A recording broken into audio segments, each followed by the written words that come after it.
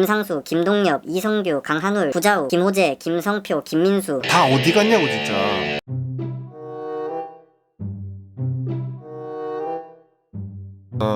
삼성이 드디어 구단 역사상 최다 연패 13연패를 끊었고 오늘 또 패배를 하면서 9위로 내려앉았습니다. 저는 그런 생각이 듭니다. 오히려 좋아. 저번 영상에서도 말씀을 드렸지만 애매한 상황에서 확실히 깔끔하게 남은 미련에 끈을 놓게 해준 삼성 선수들에게 고맙다. 물론 뭐 팬들마다 야구를 바라보는 요소가 다르고 아직 남은 시즌을 응원하시는 분들도 계시겠지만 제가 보고 있는 이 남은 시즌을 시원하게 날릴 수가 있었던 그런 관전 포인트들, 또 그 이유를 설명을 드리겠습니다. 첫 번째, 김현준의 신인왕. 네, 또 현준입니다. 뭐 얘기할 게 또 현준밖에 없어요. 두 번째는 외국인 3인방 뷰캐넌, 피렐라, 수아레즈, 또 세 번째 구자욱 선수까지. 이 첫 번째 김현준 선수의 신인왕, 15시즌 구자욱 이후로 명맥이 끊겨버린 삼성의 신인왕을 과연 김현준 선수가 되찾아올 수 있을 것인가? 저는 크게 김현준 선수와 SSG 전희산 선수의 2파전이라고 봅니다. 그리고 전희산 선수의 홈런이 두 자릿수를 넘어가면 힘듭니다. 또 SSG가 우승하면 힘듭니다. 우승 못해도 포스트 시즌에서 전희산 선수가 활약을 하면 힘듭니다. 그러니까 지금 페이스면 거의 전희산 선수가 받습니다. 그나마 가능성을 조금 찾아보자면 둘 다 생신인은 아니다. 그 스타로 치면은 둘 다 로열 로더는 아니야. 근데 김현준이 입단은 1년 느리고 나이는 2살이 어립니다. 또 규정 타석, 이 전희산 선수는 좌우폭이 너무 커서 주로 이제 플래툰으로 기용이 되고 있고, 김현준은 잘하면 아슬아슬하게 규정 타석에 3할도 가능하다. 또 최초로 만 19세 이하 21경기 연속 안타. 요거는 살짝 어거지긴 한데 그래도 기존 기록이 이승엽이라서 약간 포스가 좀 나네요. 그래서 남은 경기에서 전 경기 1번으로 박아놓고 규정 타석을 달성한 다음에 한 3할 3푼 치면은 무조건 받고요. 근데 그러면 타격왕 수준이니까 현실적으로 한 지금 스탯을 유지해서 한 3할 2푼 정도에다가 20연속 안타 타이틀까지 하면은 그래도 좀 해볼만 하지 않나. 근데 이일이랑 소영준도 규정 이닝을 달성을 안 했는데 그냥 줬거든요. 물론 이제 규정 이닝이 좀 더 어렵기는 하지만, 그래서 그 키움 연패 끄는 날 홈런 그게 넘어갔었어야 돼. 홈런이 너무 안 나와. 그렇다고 벌크업은 하지 마세요. 그러다 두 번째는 외국인 3인방이 너무 잘한다. 내년부터 처음으로 외국인 셀러리 캡 400만 불이 적용이 되는데, 근데 육성형 외국인은 차치하더라도 뷰캐넌, 피렐라, 수아레즈 이 3명의 올해 연봉의 합이 390만 불이거든요. 근데 이 3명 성적에 인당 3만 불씩 더 주고 재계약을 한다?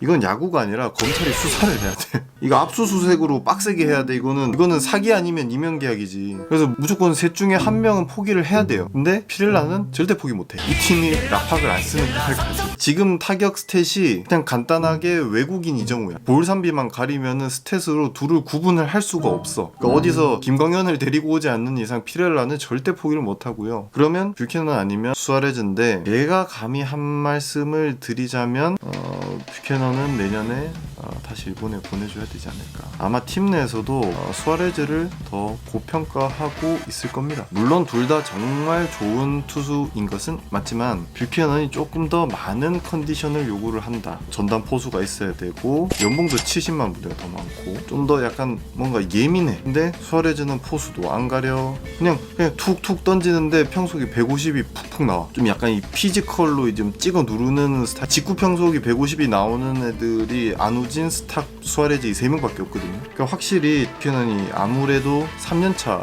외국인이다 보니까 자꾸 좀 맞아 나가는 게 보이는 것 같아요. 특히 LG한테는 지금 2게임이지만은 이제 거의 읽혔다라고 봐야 되고, 그래서 이 수지 피렐라를 300만 불에 묶고 신규 100만 불 외국인을 한번 긁어봐야 되지 않나. 그러니까 왜 이런 얘기를 하느냐, 이 팀은 이제 승부수를 던져야 될 때입니다. 왜? 그러니까 계속 하는 얘기인데, 이 팀은 주전의 나이가 너무 극과 극이야. 진짜 표준 편차가 너무 커. 그러니까 허리가 없습니다. 이 허리가 있어야 한 시즌을 빡세게 달려보고, 하다가 안 되면 다음 시즌을 바라볼 수 있는 좀 전력의 계획이 서는데, 허리 라인, 그러니까 20대 후반에서 한 30대 초반까지 90년생부터 94년생까지 이 야수들 보면 처참합니다. 김상수, 김동엽, 이성규, 강한울, 구자욱, 김호재, 김성표, 김민수. 다 어디 갔냐고 진짜. 그나마 있는 게 구자욱인데 지금 저렇게 헤매고 있으니까. 이러니까 김재현이랑 이재현이 퍼질 수밖에 없는 그런 구조예요 지금. 오재일, 이원석, 강민호, 오승환 은퇴 전에, 김지찬, 이재현, 김현준, 원태인 입대하기 전에, 이제 아시안 게임도 없어 이제 입대해야 돼. 또 이 외국인 호황기가 끝나기 전에 FA 유출 없고 셀러리캡 위반 찬스 한 번 남아 있을 때 내년에 올인을 박아야 돼요. 그러니까. 세 번째가 그 구자욱인데 여론이 좋지가 않죠. 근데 저는 뭐 아무리 인성이 개차반이라더라도 뭐 구자욱 선수가 개차반이라는 게 아니라 공인으로서 뭐 어떤 중대한 결격 사유가 있지가 않은 이상 최고의 팬 서비스는 성적이라고 생각을 합니다. 저는. 그래서 뭐 최근에 뭐 태도가 어떻고 팬 서비스가 어떻고 그거에 대해서 별로 뭐라고 하고 싶진 않습니다. 개량할 수 있는 것도 아니고 뭐 정량적으로 평가를 할 수도 있는 게 아니니까. 근데 제가 제일 실망한 부분은 한 기사 인터뷰였어요. 천하의 구자욱도 120억 언급은 이젠 좀 비난보다 격려 부탁드려요. 120억 원은 안 적어주셨으면 좋겠다. 절대 부담이 되는 것은 아니다. 오히려 책임감이 더 커졌다.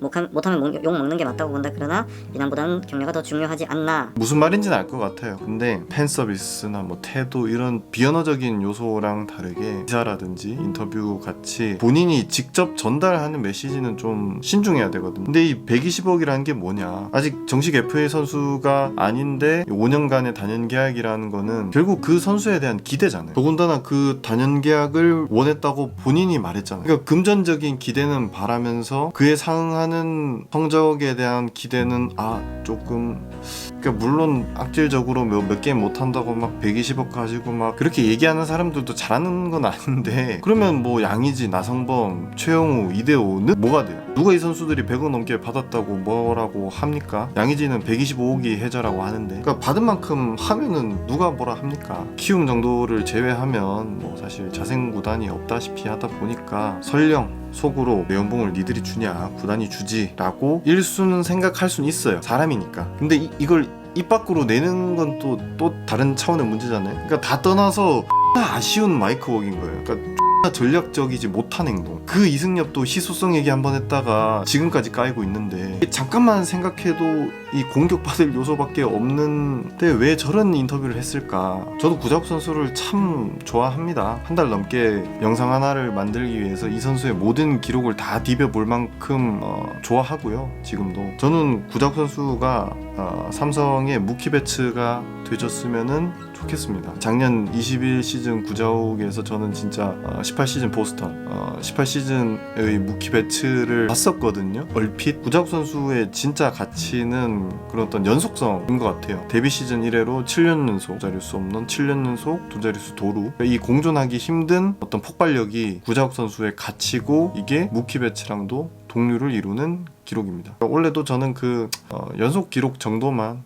유지를 해줬으면 좋겠다라는 생각이 듭니다. 오늘도 여기까지 하겠습니다. 네, 슈퍼.